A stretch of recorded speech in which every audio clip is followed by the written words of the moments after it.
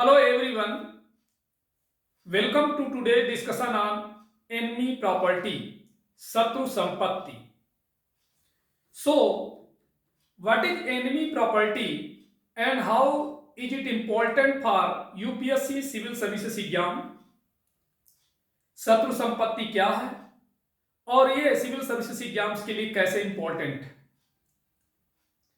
Recently, the High Court directed Saif Ali Khan to approach a tribunal regarding the central government's declaration of the Pataudi family's historic properties as enemy property. आप समाचार पत्रों के माध्यम से अवगत हुए होंगे, सभी को पता होना चाहिए होगा, और नहीं भी है तो जाने कि अभी हाल ही में हाई कोर्ट ने सैफ अली खान को केंद्र सरकार द्वारा पटौदी परिवार की ऐतिहासिक संपत्तियों को शत्रु संपत्ति घोषित करने के मामले में ट्रिब्यूनल में जाने का निर्देश दिया है। तो आइए शत्रु संपत्ति के कानूनी और ऐतिहासिक पहलुओं को समझते हैं। Firstly, enemy property topic belong to polity and history. Topics related to property rights are crucial for the civil services exam as they encompass constitutional amendments and fundamental and constitutional rights. Understanding the concept of enemy property can enhance our understanding of property rights within a broader context by linking it to history, legal framework, national security issues. Property worth in estimated rupees 15,000 crore owned by the Pataudi family and partially linked to actor Saif Ali Khan could be taken over by the government under the Enemy Property Act 1968. Madhya Pradesh High Court has asked actor Saif Ali Khan to approach the appellate authority against an order of the central government that declared historical properties of the Pataudi family in Bhopal estimated to be worth rupees 15,000 crore as enemy property. अर्थात पटौदी परिवार के स्वामित्व वाली और आंशिक रूप से actor Saif Ali Khan से जुड़ी अनुमानित 15,000 करोड़ रुपए की संपत्तियों को शत्रु संपत्ति अधिनियम 1968 के तहत गवर्नमेंट द्वारा अपने कब्जे में लिया जा सकता है। मध्य प्रदेश हाई कोर्ट ने एक्टर सैफ अली खान को केंद्र सरकार के एक आदेश के खिलाफ एपीलेट ट्रिब्यूनल का दरवाजा खटखटाने को कहा है, जिसमें भोपाल में पटौदी फैमिली की ऐतिहासिक संपत्तियों को, जिनकी अनुमानित कीमत 15,000 करोड़ रुपए है, शत्रु संपत्ति घोषित किया गया है। Enemy property are the assets, means movable and immovable, that were left behind in India by individuals who migrated to countries designated as enemy nations during times of conflict. अर्थात शत्रु संपत्ति वे परिसंपत्तियां यानी चल और अचल हैं जो उन व्यक्तियों द्वारा भारत में छोड़ दी गई जो संघर्ष के समय शत्रु राष्ट्र के रूप में नामित देशों में चले गए थे। In the wake of India Pakistan wars of 1965 and 1971, there was migration of people from India to Pakistan under the Defence of India rules established by the Defence of India Act of 1962.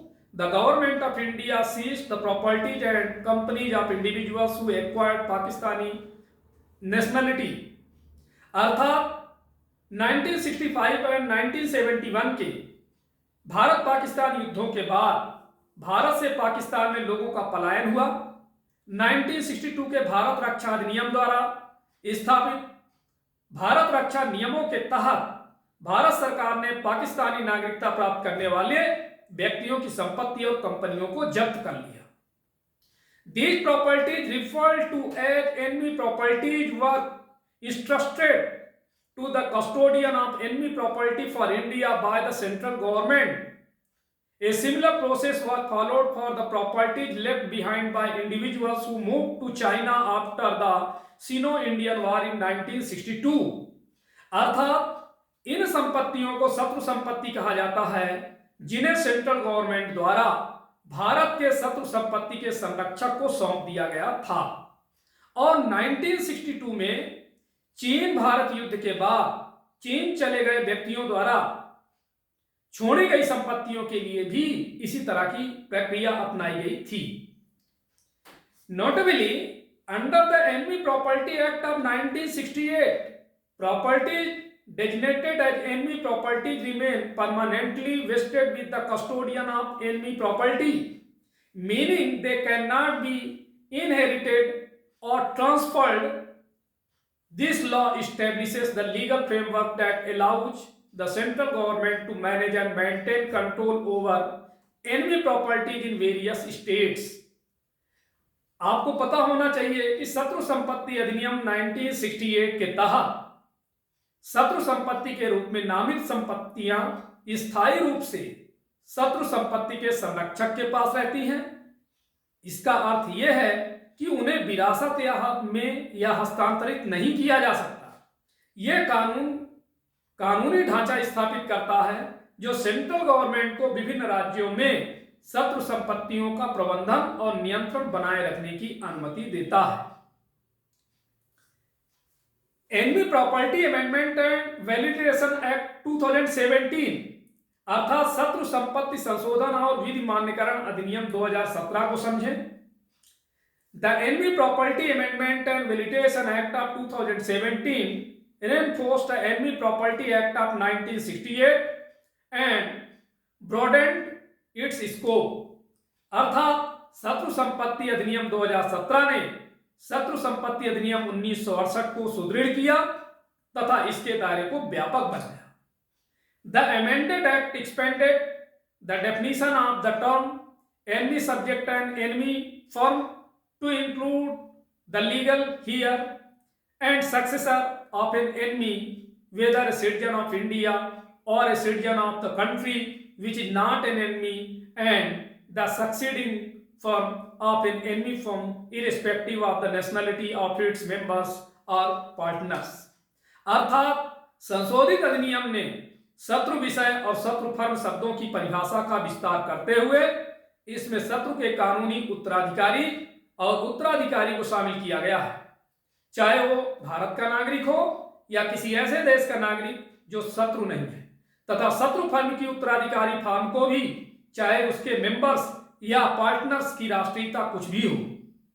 The amended law provided that enemy property shall continue to vest in the custodian even if the enemy or enemy subject or enemy firm ceases to be an enemy due to death, extinction, winding up of business or change of nationality, or that the legal heir or successor is a citizen of India or a citizen of a country which is not an enemy.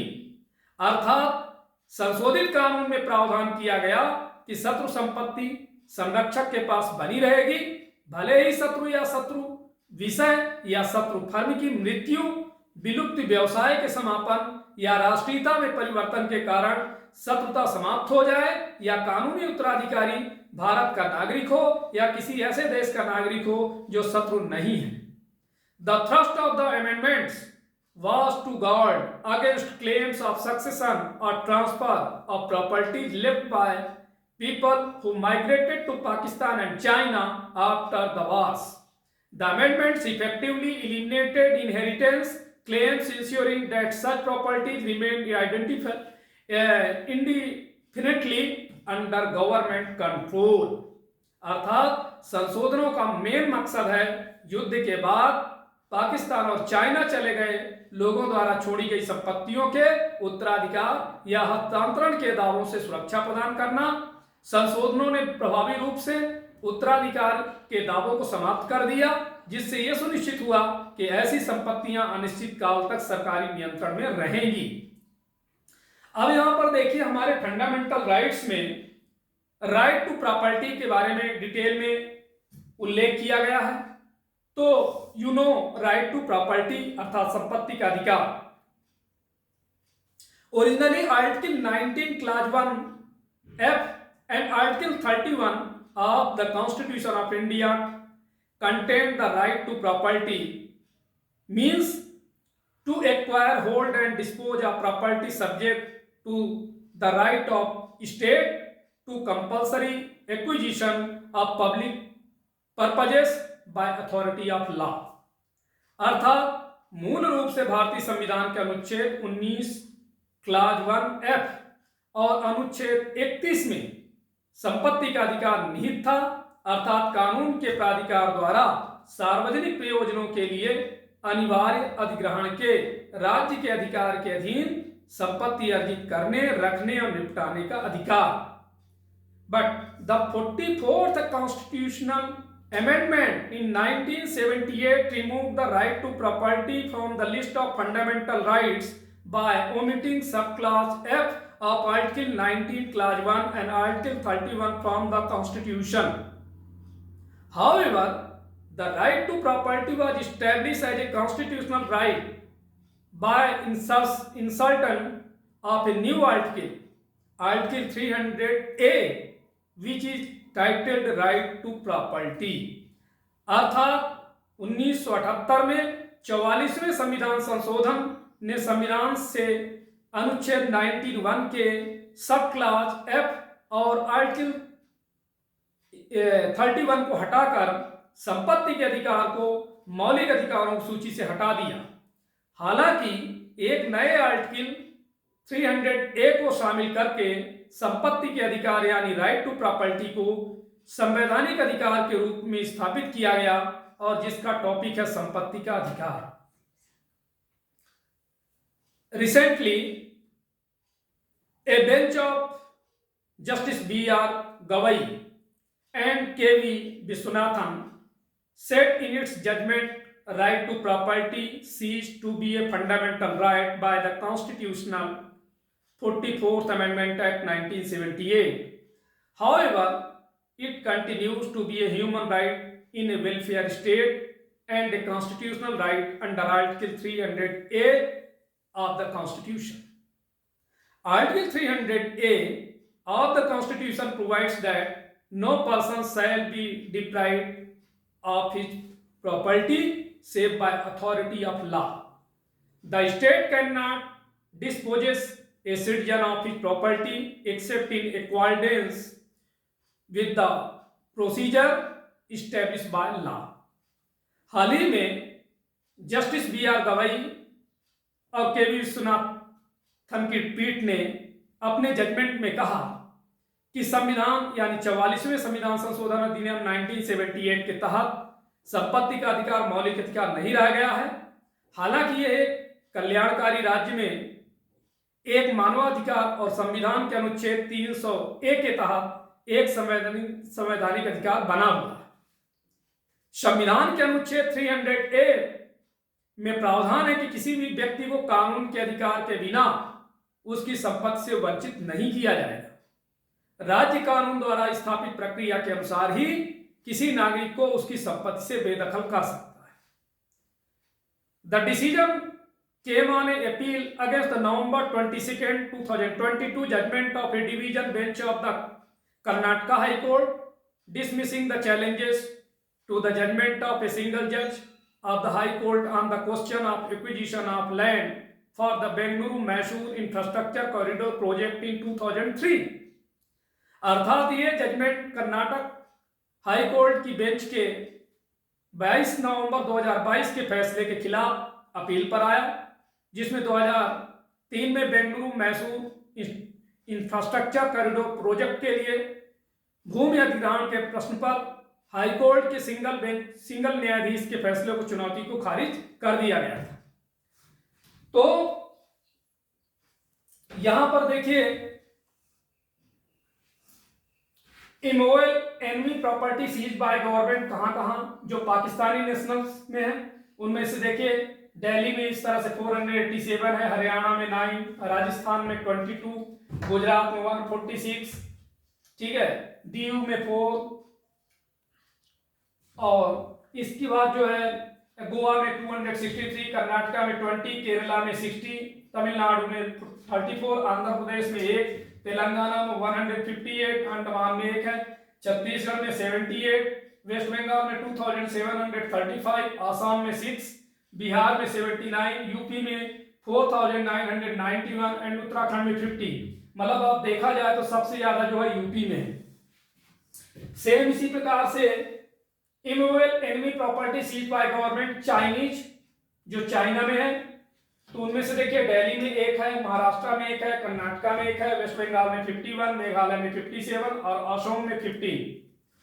तो इस तरह से enemy property के बारे में चर्चा में था और महत्वपूर्ण टॉपिक है।